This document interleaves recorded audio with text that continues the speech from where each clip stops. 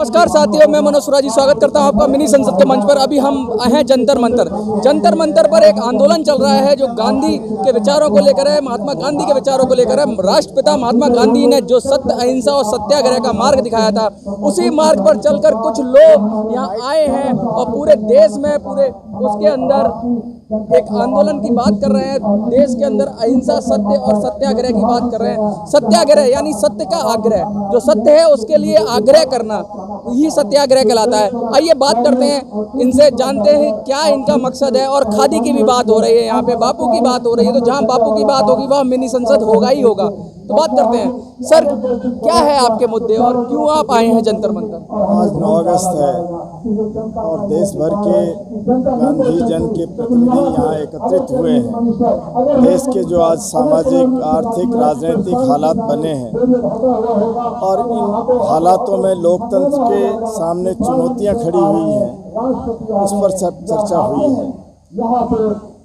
सभी लोगों का मानना है और जो देख रहे हैं उस सब के आधार पर उनका मानना है कि निरंतर लोकतंत्र का सिकुड़न होता जा रहा है और उस सिकुड़न में हालत ये बन रही है कि आर्थिक नीतियाँ कुछ चंद लोगों के हित में बन रही हैं।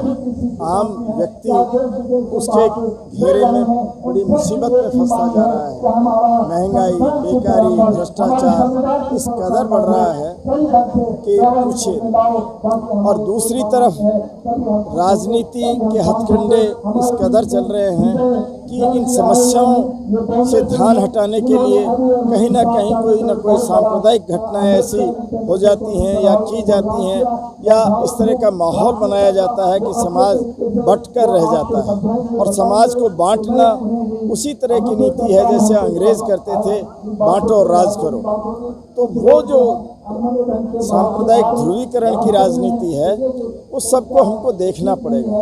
ये एक खतरनाक स्थिति है जिसमें पूरे देश के सामने ऐसे हालात बन सकते हैं कि आपातकाल से भी भयंकर हालात बन सकते हैं, क्योंकि बहुत बड़ी संख्या में लोग जो भावनात्मक लोग हैं उनको भड़काया जाता है और भड़काने में लोग गहरी समस्याएं हैं उन सबको भूल जाते हैं। यहाँ पर यही सारी बात हुई है, क्योंकि आर्थिक गुलामी की तरफ देश को बढ़ाया जा रहा है। कुछ चंद घरानों को सौंपा जा रहा है आर्थिक सारा क्षेत्र। कृषि भी सौंपने की तैयारी थी, तो किसान लोग 13 महीने लगातार धरने पर बैठे, उसके बाद कहीं उस सबको विड्रॉ किया गया है।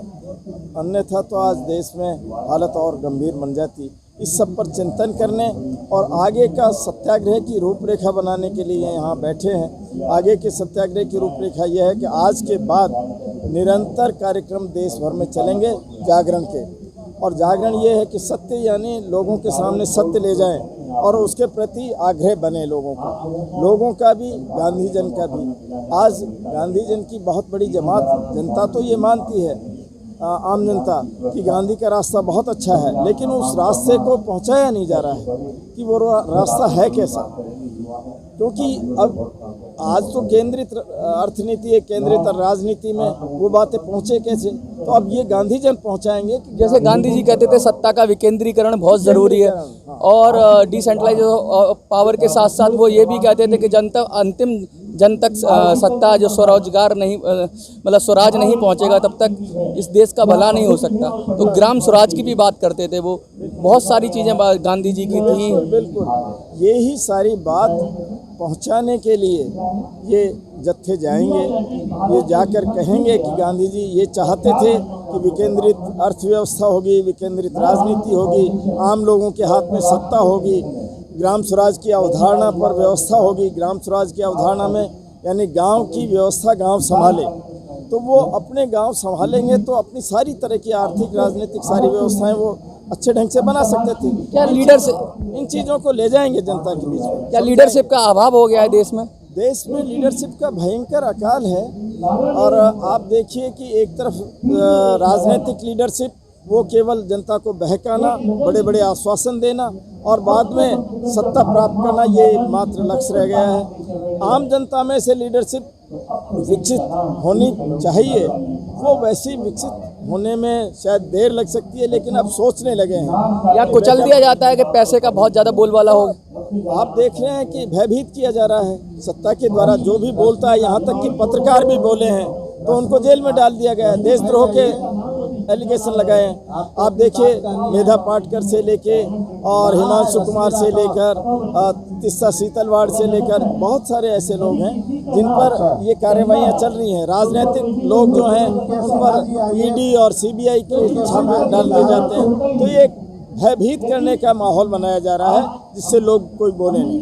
क्या संदेश देना चाहेंगे आप? हम ये मानते हैं कि जनता अब खड़ी हो, परिस्थितियों को समझे और भविष्य में आने वाले खतरे को समझते हुए आगे का कदम संगठित होकर उठाएं। जय हिंद, जय भारत।